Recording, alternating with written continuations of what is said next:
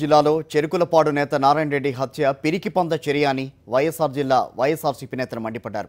వైఎస్ఆర్సీపీ నాయకులు కార్యకర్తలపై దాడులను తీవ్రంగా ఖండించారు. నారాయణ రెడ్డికి ఉన్న ప్రజాదరణ చూసి ఓర్వలేకే ఆయన్ను హతమార్చారని ఆగ్రహం వ్యక్తం చేశారు. రాష్ట్రంలో నియంత పాలన సాగుతోందని అన్నారు. రాబోయే రోజుల్లో టీడీపీ ప్రభుత్వానికి ప్రజలు ఖచ్చితంగా బుద్ధి చెబుతారని అన్నారు. సమాజం ఒక తల దించుకునే విధంగా మనం ఇంకా రాక్షస పాలనలో ఉన్నామా, ఈరోజు సభ్య సమాజంలో మనం జీవిస్తున్నామా, సభ్య సమాజం కూడా ఈరోజు తలదించుకునే విధంగా ఈరోజు ఆయన హత్య చేయడం ఇది చాలా దారుణమైన చర్య. ఇది ఒక పిరికిబద్ద చర్య. మీరు నాయకులుగా ప్రజల్లో అభిమానం సంపాదించుకోవాలి, కానీ ఇలాంటి దుర్మార్గాలు చేసి మీరు మీ తెలుగుదేశం పార్టీ ఎన్నో రోజులు దగ్గర పడ్డాయి.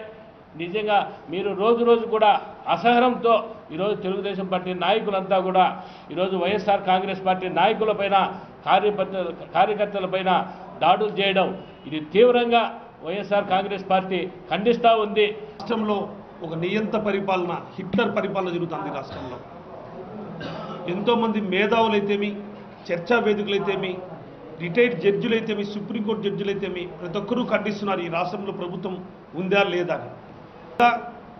నిన్న జరిగిన హత్య చూస్తే ఆయన నారాయణ రెడ్డి గడప గడపకు తిరుగుతూ ఎంతో ప్రజాదరణ పొందుతూ ఈరోజు ఆ కాన్స్టిట్యూషన్ అయినటువంటి డిప్యూటీ ముఖ్యమంత్రి అయినటువంటి కేఈ కృష్ణమూర్తి చేసే విధానాలను ప్రజలకు ఎండగడుతూ ప్రజలకు తీసుకొని పోతుంటే అతన్ని క్రూరంగా ఈరోజు హత్య చేయడం జరిగింది.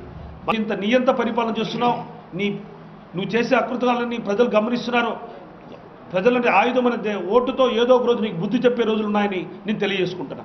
ఒక నాయకుడు అక్కడి ప్రజలతో మమేకమయ్యి వైఎస్ఆర్ కాంగ్రెస్ పార్టీ ఏదైతే ప్రజలకు మన నాయకుడు చేస్తున్న అండదండగా ఉంటూ ప్రజలకు ఏదైతే హామీలు ఇస్తూ ముందుకు వెళ్తున్నాడో దాంట్లో భాగంగానే నారాయణ రెడ్డి గారు కూడా తన నియోజకవర్గంలో ఎక్కడైతే ఇసుక మాఫియా ఏదైతే కేఈ కృష్ణమూర్తి గారి ఆధ్వర్యంలో అక్కడ జరుగుతుందో దాన్ని అడ్డుకోవడం జరిగింది. మైనింగ్ మాఫియాను అడ్డుకోవడం జరిగింది. అక్కడి ప్రజలతో మమేకమైతూ ప్రజల సమస్యలను కూడా పరిష్కరిస్తూ ముందుకు వెళ్తున్న తరుణంలో ఇవాళ భవిష్యత్తులో ఈయన రాజకీయంగా ఎదిగేదానికి అవకాశాలు ఉన్నాయి అని భావించి ఆయన్ని హత్య చేయడం అంటే నిజంగా చాలా దారుణం. గవర్నర్ గారు కూడా ఖచ్చితంగా వెంటనే ఈ ప్రభుత్వానికి బర్తరఫ్ చేసి ఖచ్చితంగా ప్రెసిడెంట్ రూల్ ఇంపోజ్ చేయాలని కూడా మేము గవర్నర్ని కూడా కోరడం జరిగింది. ఖచ్చితంగా రాబో రోజుల్లో ఇలాంటి ప్రభుత్వాలకు, ఇలాంటి ముఖ్యమంత్రులకు ప్రజలందరూ కూడా తగిన రీతిలో బుద్ధి చెప్తారని కూడా తెలియజేసుకుంటారు.